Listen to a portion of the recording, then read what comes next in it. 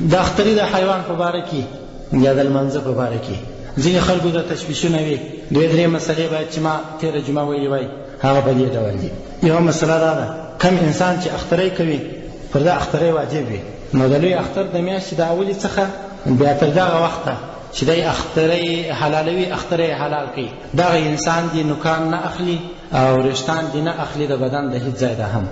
دا مستحب کار دی د هغه انسان لپاره چې هغه اختری کوي. البته نور انسانان چې اختری نه دی باندې واجب، هغه یې کولی شي، خو هغه انسان چې اختری کوي ورشتانو دا شان دی نه اخلي، هغه هم داسې که چیرې دا ورشتان د بدن و داسې اندازې ته رسېدلي وه چې هغه منع وه په شریعت کې، بیخي ګډ شوي وه ورشتان، یا نوکان دونه ګډ شوي وه چې هغه د انسان نفرت ځینې کېدی، بیا دې واخې په دې ورځو کې هم پروا نه دی. خو ډېر انسانان دا فکر کوي، مسلسل ټلیفونونه دا وایي که چیرې مې نوکان اختري والا وایي چې زه اختری کوم، که مې نوکان پرې کړل یا د بدن د یو ځای ورشتان مې لا کوچني کړل او ایسته مې کړل، بس ما اختري تاوان کېږي. هسې خبره خلکو په خپلو مابین کې خبرې مشوره کړي د نورو انسانانو د تشویش سبب ګرځي، هېڅ شی نشته زما ورونو، اختري ته هېڅ تاوان نه رسېږي. لهذا که اوس یو انسانان موږ او تاسو ټوله نوکان پرې کړو او ورشتان راکړو هر څه وکړو، زموږ اختریانو ته تاوان نه رسېږي. یو مستحب کار دی، سنت کار دی، او ښه طریقه راڅخه پاتې شول، د هغه د ثواب څخه محروم شول، نور زموږ واجب شي ته هېڅ تاوان نه رسېږي. دا مسله تاسو باید ولرئ.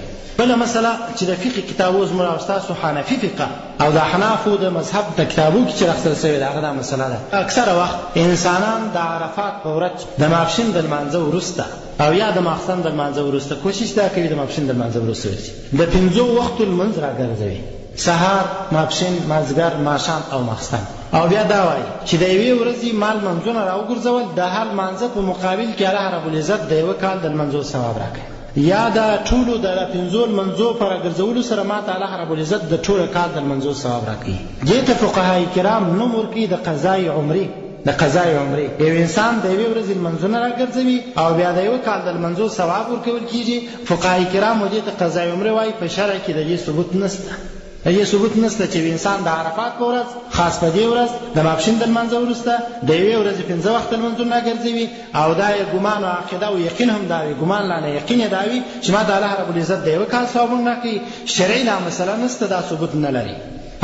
یو سړی ویلی شي چې که سره لمونځ ثبوت نه لري، هر وخت نفل سړی کولی شي، هر وخت دا فکر کولی شي چې زه اوس 2 رکعته فرض راګرځوم، هغه سهار لمونځ چې یو وخت به زما څه قضا شوي وي هغه اول لمونځ راویګرځوه، ثواب دی، بیخي بهترینه خبر ده. مګر په دې وخت دغه ورځ دغه وخت د دغه لمنځو لپاره او بیا په دې باور باندې، په دې اعتماد او یقین باندې چې ما ته الله رب العزت د یوه کال د لمنځو ثواب راکوي، دا شرعي ثبوت نشته. دا خبره هم زوري ده.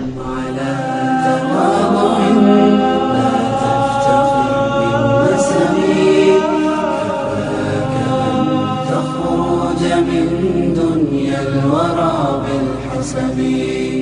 يا إخوة عهدتكم أنتم بقايا يعربي، مدوا يد العون لطالب غدا في الطلب، هيا فوفروا له ما للفتى من مطلب. يا إخوة